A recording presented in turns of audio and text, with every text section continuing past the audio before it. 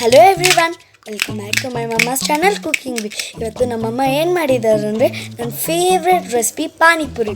ಇದು ತುಂಬಾ ಟೇಸ್ಟಿಯಾಗಿರುತ್ತೆ, ನೀವು ಸಹ ಟ್ರೈ ಮಾಡಿ. ಆಚೆ ಸಿಗೋಕ್ಕಿಂತ ಟೇಸ್ಟಿಯಾಗಿದೆ. ನಾನಂತೂ ನಮ್ಮ ಮಮ್ಮಿ ಮಾಡೋ ಪಾನಿಪುರಿನ ತುಂಬಾ ಇಷ್ಟಪಡ್ತೀನಿ. ಹಾಗೆ ನೀವು ಕೂಡ ಟ್ರೈ ಮಾಡಿ, ನಿಮ್ಮ ಮನೆಯಲ್ಲಿರೋ ಎಲ್ಲರೂ ಇಷ್ಟಪಡ್ತಾರೆ. ಹಾಗೆ ನೀವು ನಮ್ಮ ಮಮ್ಮಿ ಚಾನಲ್ನ ಫಸ್ಟ್ ಟೈಮ್ ನೋಡೋಂಗಿದ್ರೆ ಪ್ಲೀಸ್ ನಮ್ಮ ಮಮ್ಮಿ ಚಾನಲ್ನ ಸಬ್ಸ್ಕ್ರೈಬ್ ಮಾಡಿ, ಲೈಕ್ ಮಾಡಿ, ಶೇರ್ ಮಾಡಿ.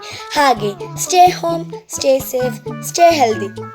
ಪಾನಿಪುರಿ ಮಾಡ್ಕೊಳ್ಳೋಕ್ಕೆ ಮೊದಲನೇದಾಗಿ ಬಟಾಣಿನ ನೆನೆಸ್ಕೋಬೇಕಾಗುತ್ತೆ. ಇಲ್ಲಿ ನಾನು ಡ್ರೈ ಬಟಾಣಿ ತಗೊಂಡಿದ್ದೀನಿ. ಇದನ್ನು ಒಂದ್ಸರಿ ವಾಶ್ ಮಾಡಿಕೊಂಡು 4 ಗಂಟೆ ಅಷ್ಟು ನೆನೆಸಿಡಬೇಕು. 4 ಗಂಟೆ ಆಗಿದೆ, ನೋಡ್ತಿದ್ದೀರಲ್ಲ ಬಟಾಣಿ ನೆಂದಿದೆ. ಸೊ ಇದನ್ನು ಇವಾಗ ಕುಕ್ಕರಲ್ಲಿ ಒಂದು 3 ವಿಷಲ್ಸ್ ಕೂಗಿಸ್ಕೋಬೇಕಾಗತ್ತೆ. ಒಂದು ಚಿಕ್ಕ ನಿಂಬೆಹಣ್ಣು ಸೈಜಷ್ಟು ನೀವು ಹುಣಸೆಹಣ್ಣು ನೆನೆಸಿಟ್ಕೋಬೇಕಾಗತ್ತೆ. ಸೊ ಈ ಜ್ಯೂಸಿಂದ ನಾವು ಪಾನಿ ರೆಡಿ ಮಾಡ್ಕೋಬೇಕು. ಇವಾಗ ಪೂರಿ ರೆಡಿ ಮಾಡ್ಕೊಳ್ಳೋಣ. ಪೂರಿ ಹೇಗೆ ಮಾಡ್ಕೊಳ್ಳೋದು ಅಂತ ನೋಡೋಣ. ಇಲ್ಲಿ 1 ಕಪ್ ಅಷ್ಟು ಉಪ್ಪಿಟ್ಟು ರವೆನ ತೊಗೊಂಡಿದ್ದೀನಿ. ಅದೇ ಕಪ್ಪಲ್ಲಿ 1/4 ಕಪ್ ಅಷ್ಟು ಮೈದಾ ಹಿಟ್ಟು ತೊಗೊಂಡಿದ್ದೀನಿ. ಇಲ್ಲ ಗೋಧಿ ಹಿಟ್ಟು ಕೂಡ ತೊಗೋಬೋದು. ರುಚಿಗೆ ತಕ್ಕಷ್ಟು ಉಪ್ಪು, ಹಾಗೆ 1 ಚಿಟಿಕೆಯಷ್ಟು ಅಡುಗೆ ಸೋಡಾನ ಹಾಕ್ಕೊಂಡು ಚೆನ್ನಾಗಿ ಒಂದ್ಸರಿ ಮಿಕ್ಸ್ ಮಾಡ್ಕೊಳ್ಳಿ ಈ ರೀತಿ. ಸೊ ಇವಾಗ ಸ್ವಲ್ಪನೇ ನೀರು ಹಾಕ್ಕೊಂಡು ಹಿಟ್ಟನ್ನ ಮಿಕ್ಸ್ ಮಾಡ್ಕೋಬೇಕು. ಈ ಹಿಟ್ಟು ತುಂಬ ಗಟ್ಟಿ ಇರಬಾರ್ದು, ತುಂಬ ಸಾಫ್ಟಾಗಿರಬೇಕು. ಯಾಕಂದರೆ ನಾವು ರವೆಯಿಂದ ಮಿಕ್ಸ್ ಮಾಡಿದ್ದೀವಲ್ಲ, ರವೆ ತುಂಬ ಜಾಸ್ತಿ ನೀರು ಇಟ್ಕೊಳ್ಳುತ್ತೆ. ಸೊ ಸಾಫ್ಟಾಗಿ ಇರಬೇಕು ಹಿಟ್ಟು. ಸೊ ಇವಾಗ 20 ನಿಮಿಷ ಹೀಗೆ ಬಿಟ್ಬಿಡೋಣ, ಸ್ವಲ್ಪ ನೆನೆಯೋಕ್ಕೆ. 20 ನಿಮಿಷ ಆಗಿದೆ, ನೋಡ್ತಿದ್ರಲ್ಲ ಹಿಟ್ಟು ಎಷ್ಟು ಸಾಫ್ಟಾಗಿ ಮಿಕ್ಸ್ ಮಾಡಿದ್ದೆ. ಸೊ ಇವಾಗ ಟೈಟ್ ಆಗಿದೆ, ಅದಕ್ಕೆ ನೀವು ಹಿಟ್ಟು ಮಿಕ್ಸ್ ಮಾಡ್ಕೋಬೇಕಾದ್ರೆ ಸಾಫ್ಟಾಗಿ ಇರಬೇಕು. ಇವಾಗ ಅರ್ಧ ತಗೊಳ್ಳೋಣ. ಸೊ ಇವಾಗ ನೀವು ಯಾವುದ್ರ ಮೇಲೆ ಹಿಟ್ಟನ್ನ ಲಟ್ಟಿಸ್ತೀರೋ ಅದಕ್ಕೆ ಸ್ವಲ್ಪ ಎಣ್ಣೆ ಹಾಕ್ಕೊಳ್ಳಿ. ಸೊ ಎಣ್ಣೆ ಹಾಕ್ಕೊಂಡು ಈ ರೀತಿ ತುಂಬ ದಪ್ಪ ಅಲ್ಲ, ಹಾಗೆ ತುಂಬ ತೆಳುವಲ್ಲ, ಆ ರೀತಿ ನೀವು ಈ ರೀತಿ ಲಟ್ಸ್ಕೋಬೇಕು. ಸೊ ಈ ರೀತಿ ಲಟ್ಸ್ಕೋಬೇಕು. ನೀವು ಮೌಲ್ಡ್ ಆದರೂ ಯೂಸ್ ಮಾಡ್ಬೋದು. ರೌಂಡ್ ಶೇಪ್ ನಿಮ್ಗೆ ಯಾವ ಸೈಜ್ ಬೇಕೋ ಆ ಸೈಜ್ ರೌಂಡ್ ಮೌಲ್ಡ್ ಆದರೂ ಯೂಸ್ ಮಾಡ್ಬೋದು. ಇಲ್ಲ ಯಾವುದಾದ್ರೂ ಮುಚ್ಚಳ ಇರುತ್ತಲ್ವ, ಆ ಮುಚ್ಚಳಿಂದ ಕೂಡ ನೀವು ಈ ರೀತಿ ಶೇಪ್ ಮಾಡ್ಕೋಬೋದು. ನಿಮ್ಗೆ ಎಷ್ಟು ಸೈಜ್ ಬೇಕೋ ರೌಂಡ್ ಅಷ್ಟು ಸೈಜಲ್ಲಿ ಮಾಡ್ಕೊಳ್ಳಿ ಈ ರೀತಿ.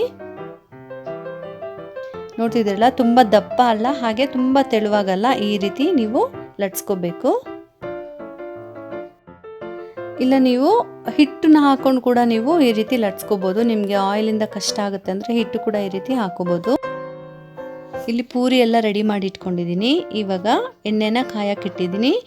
ಸ್ವಲ್ಪ ಕಾದಿದೆ, ಮೀಡಿಯಮ್ ಫ್ಲೇಮಲ್ಲಿ ಇಟ್ಕೊಂಡು ಈ ರೀತಿ 1 by 1 ಹಾಕ್ಕೊಳ್ಳಿ. ಸೊ ನೋಡ್ತಿದ್ದೀರಲ್ಲ ಎಷ್ಟು ಚೆನ್ನಾಗಿ ಉಬ್ಬಿದೆ. ಸೊ ಈ ರೀತಿ ಆಗಬೇಕು. ಅದಕ್ಕೆ ನೀವು ಪೂರಿ ಲಟ್ಸ್ಕೋಬೇಕಾದ್ರೆ ತುಂಬ ತೆಳುವಾಗಲ್ಲ, ತುಂಬ ದಪ್ಪ ಅಲ್ಲ, ಮೀಡಿಯಮ್ ಆಗಿ ಲಟ್ಸ್ಕೋಬೇಕು. ಆವಾಗ ಈ ರೀತಿ ಚೆನ್ನಾಗಿ ಬರುತ್ತೆ ಪೂರಿ. ಸೊ ಇದನ್ನು ಸ್ವಲ್ಪ ಕ್ರಿಸ್ಪ್ ಆಗಬೇಕು, ಹಾಗೆ ಗೋಲ್ಡನ್ ಕಲರ್ ಆಗಬೇಕು, ಅಷ್ಟು ತನಕ ಫ್ರೈ ಮಾಡ್ಕೊಳ್ಳೋಣ. ಸೊ ನೋಡ್ತಿದ್ದೀರಲ್ಲ, ಪರ್ಫೆಕ್ಟ್ ಕಲರ್ ಬಂದಿದೆ. ಇವಾಗ ಟಿಶ್ಯೂ ಪೇಪರ್ಗೆ ತಗೊಳ್ಳೋಣ. ನಾನು 3 ಆಲೂಗಡ್ಡೆನ ತೊಗೊಂಡಿದ್ದೀನಿ, ಮೀಡಿಯಮ್ ಸೈಜಷ್ಟು.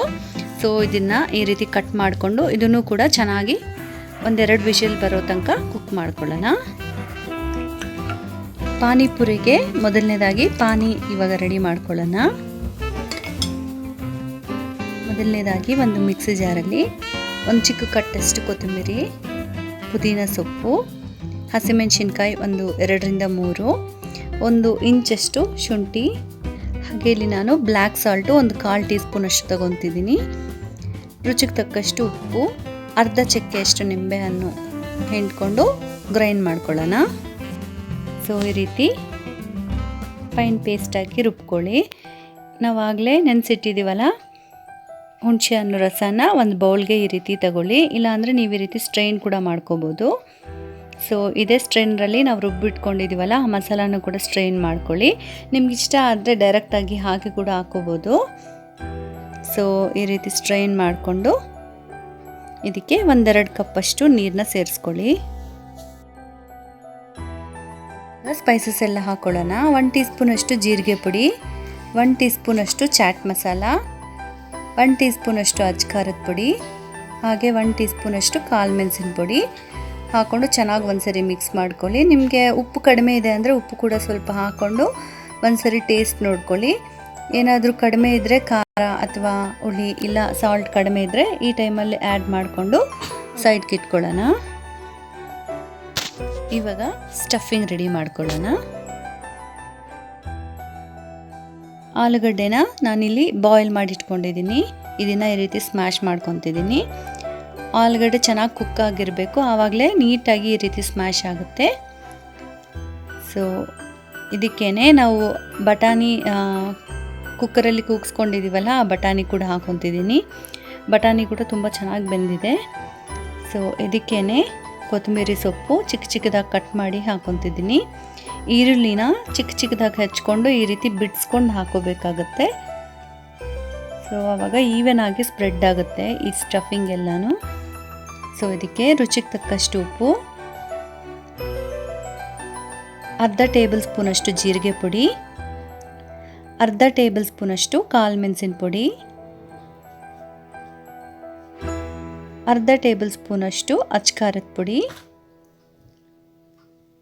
ಅರ್ಧ ಟೇಬಲ್ ಸ್ಪೂನಷ್ಟು ಚಾಟ್ ಮಸಾಲ, 1 ಟೇಬಲ್ ಸ್ಪೂನಷ್ಟು ಧನಿಯಾ ಪುಡಿನ ಹಾಕ್ಕೊಂಡು ಚೆನ್ನಾಗಿ ಒಂದ್ಸರಿ ಮಿಕ್ಸ್ ಮಾಡ್ಕೊಳ್ಳಿ ಈ ರೀತಿ. ಇವಾಗ ಸ್ಟಫಿಂಗ್ ಆಲ್ಮೋಸ್ಟ್ ರೆಡಿ ಆಗೋಗಿದೆ. ಇದನ್ನು ಸೈಡ್ಗೆ ಇಟ್ಕೊಳ್ಳೋಣ. ಇಲ್ಲಿ ಸ್ಟಫಿಂಗ್ ರೆಡಿ ಆಗೋಗಿದೆ, ಹಾಗೆ ಪೂರಿ ಕೂಡ ರೆಡಿ ಆಗೋಗಿದೆ, ಪಾನಿ ಕೂಡ ರೆಡಿ ಆಗೋಗಿದೆ. ಇದ್ರ ಜೊತೆಗೆ ಸ್ವಲ್ಪ ಈರುಳ್ಳಿ ಮತ್ತು ಕೊತ್ತಂಬರಿ ಸೊಪ್ಪನ್ನ ಚಿಕ್ಕ ಚಿಕ್ಕದಾಗಿ ರೀತಿ ಕಟ್ ಮಾಡಿ ಇಟ್ಕೊಳ್ಳಿ. ರೆಡಿ ಮಾಡ್ಕೊಂಡಿರೋಂಥ ಪೂರಿನ ಈ ರೀತಿ ಹೋಲ್ ಮಾಡಿಕೊಂಡು ಮಧ್ಯದಲ್ಲಿ ಸ್ಟಫಿಂಗ್ನ ಇಟ್ಕೋಬೇಕು. ಅದ್ರ ಮೇಲೆ ಈರುಳ್ಳಿ ಮತ್ತು ಕೊತ್ತಂಬರಿ ಸೊಪ್ಪನ್ನ ಈ ರೀತಿ ಇಟ್ಕೊಂಡು ಪಾನಿಯಲ್ಲಿ ಈ ರೀತಿ ಡಿಪ್ ಮಾಡಿದ್ರೆ ಪಾನಿಪುರಿ ರೆಡಿ ಟು ಈಟ್. ನೋಡಿದ್ರಲ್ಲ ಎಷ್ಟು ಈಸಿಯಾಗಿ ಈ ಟೇಸ್ಟಿಯಾಗಿರೋಂಥ ಪಾನಿಪುರಿನ ಮನೆಯಲ್ಲೇ ಮಾಡ್ಕೋಬೋದು ಅಂತ. ಖಂಡಿತ ನೀವು ಒಂದ್ಸರಿ ಟ್ರೈ ಮಾಡಿ ಇದು ಹೇಗೆ ಬಂದಿದೆ ಅಂತ ನನ್ನ ಕಮೆಂಟ್ ಮೂಲಕ ತಿಳಿಸಿ. ಹಾಗೆ ನೀವು ಟ್ರೈ ಮಾಡಾದಮೇಲೆ ನಿಮ್ಮ ರೆಸಿಪಿ ಪಿಕ್ನ ನನ್ನ ಇನ್ಸ್ಟಾಗ್ರಾಮಲ್ಲಿ ಶೇರ್ ಮಾಡಿ. ಚಾನಲನ್ನು ಸಬ್ಸ್ಕ್ರೈಬ್ ಮಾಡಿಲ್ಲ ಅಂದರೆ ಸಬ್ಸ್ಕ್ರೈಬ್ ಮಾಡಿ, ಲೈಕ್ ಮಾಡಿ, ಫ್ರೆಂಡ್ಸ್ ಜೊತೆಗೆ ಫ್ಯಾಮಿಲಿ ಜೊತೆಗೆ ಶೇರ್ ಮಾಡಿ. ನೀವು ಒಂದು ಸ್ವಲ್ಪ ಟೈಮ್ನ ಸ್ಪೆಂಡ್ ಮಾಡಿದ್ರೆ ಸಾಕು, ಟೇಸ್ಟಿಯಾಗಿರೋಂಥ ಪಾನಿಪುರಿನ ನಿಮ್ಮ ಮನೆಯಲ್ಲಿ ನೀವೇ ಮಾಡ್ಕೊಂಡು ತಿನ್ಬೋದು. Thank you so much for watching. Bye bye.